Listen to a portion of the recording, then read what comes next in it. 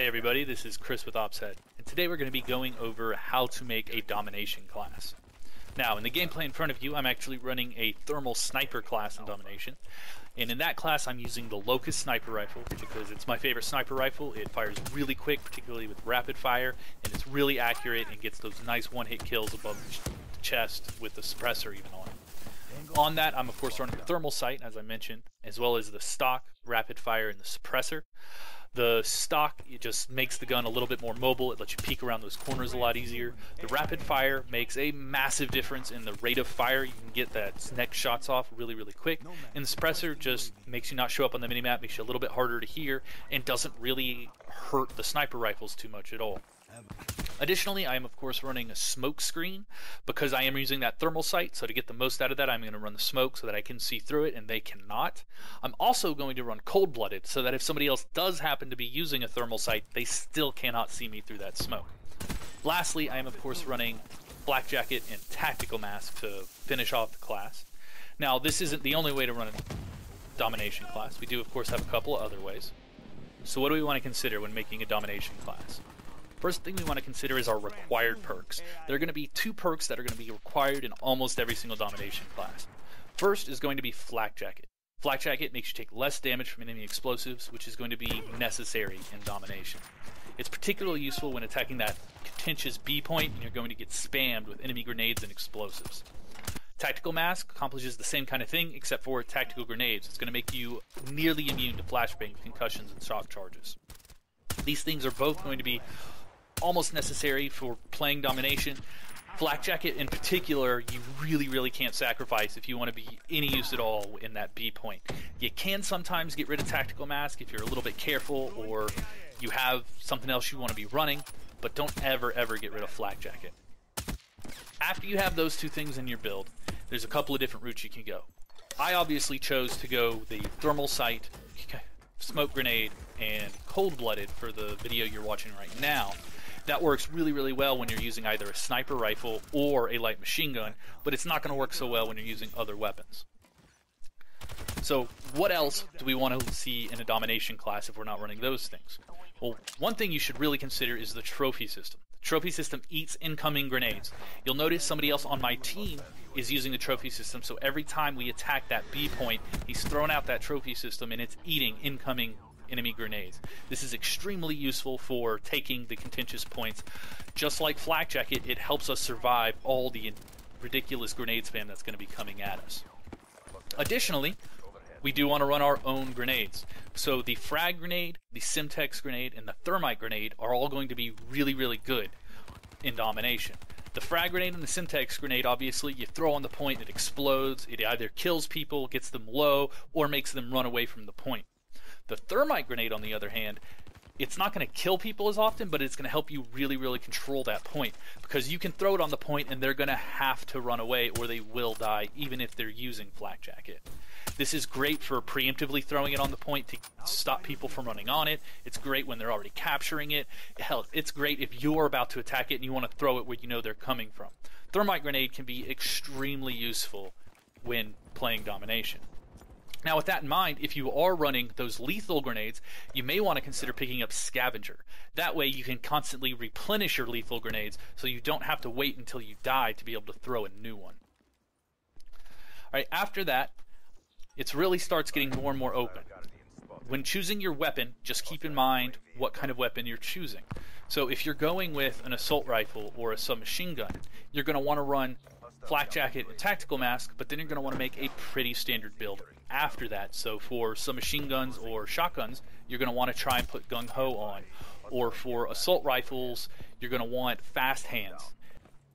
So when choosing your weapon for domination, it's going to be just like choosing your weapon for any other game mode. You want to choose a weapon that works for you, that you enjoy using and you're good with. But you also want to make sure that it works with the rest of your class. So like I went with the sniper rifle, but I made sure to use the thermal and the smoke and the cold-blooded. If I'd used the light machine gun, I may have done something similar. However, if I'd have gone with, say, an SMG or a shotgun, I'd have made sure to have Gung Ho in there. If I'd have gone with an assault rifle, I'd have made sure to have fast hands in there or dead silence. So make sure you keep those things in mind and you adjust your class based on the weapon you have and the game mode you're playing. You may also want to consider secondaries. There are going to be a lot of score streaks in Domination because it's a little bit easier to get high points and high score streaks. So using a launcher is going to be really, really effective. You're going to be able to get a lot of points just shooting down UAVs and counter UAVs. And then you'll also be able to kill those wraiths and those wraps that the enemy may get. So it's worth considering a launcher whenever you're playing Domination. It's worth considering a launcher when you're playing any game mode, but it's particularly effective in a Domination class. Next, we're going to look at our score streaks. Now, in Domination, you're going to treat your score streaks much like you do in other game modes. However, it's worth noting that you may be able to get higher score streaks in Domination than you can in other modes because there's easier to get points by capping and defending, and that some score streaks are going to be more useful in Domination than they are in other modes. Particularly the Hardened Sentry and the Guardian are really, really useful in Domination and not so useful in a lot of other modes. The Hardened Sentry, particularly if you can get it overlooking point B, can really turn the tide of a map. There are certain maps in the game, Infection comes to mind, where you can put down a Hardened Sentry and it will absolutely turn the tide of the match and give your team a massive advantage if it can stay alive long enough. There are a couple other score streaks that aren't as good in Domination. The Wraps, Rolling Thunder, because most players are running flak jackets, so you're not going to get as many kills from them. And then lastly, we do have two score streaks that are amazing in Domination, and you should almost always have at least one of them. Those two are going to be Lightning Strike and Hellstorm. Both of these are allow you to completely lock down a point. If you are on the other side of the map and someone starts capping point B and you have a Lightning Strike or a Hellstorm available, you can drop it right on top of the point and really help your team defend and hold those points for a long period of time. Lastly, we want to consider the Specialist class for when playing Domination. And just like with the score streaks, you do want to use the Specialist that is most comfortable to you, that you enjoy playing with and you're good with. But there are a couple that have additional uses in Domination that they may not have in other game modes. First off, we do have Gravity Spikes. Gravity Spikes are amazing at clearing off points, and it is really helpful to have someone with Gravity Spikes who can just run up and completely remove the enemies from a point at the last moment. To the same effect, we of course have Battery's War Machine.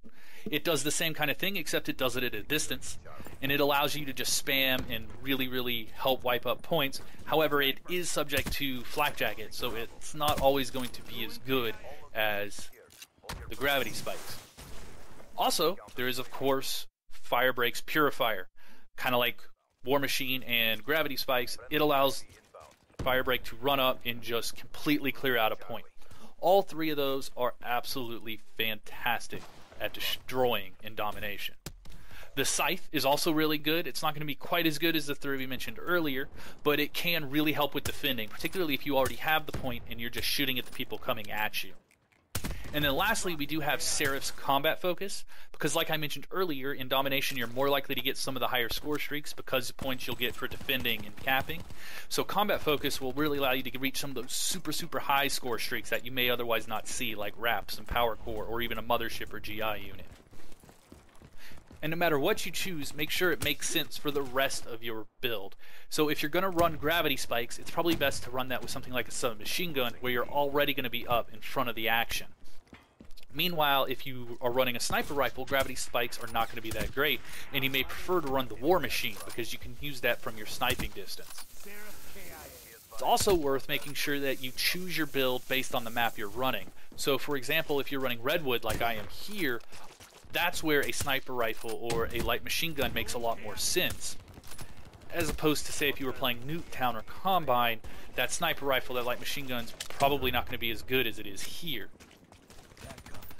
But at the end of the day, just make sure all of your choices make sense with one another and that you have a little bit of synergy between your weapon, your loadout, your grenades, and your specialists and your score streaks. Thank you very, very much for watching. I hope this helped. This has been Chris with Opshead, and we'll see you next time.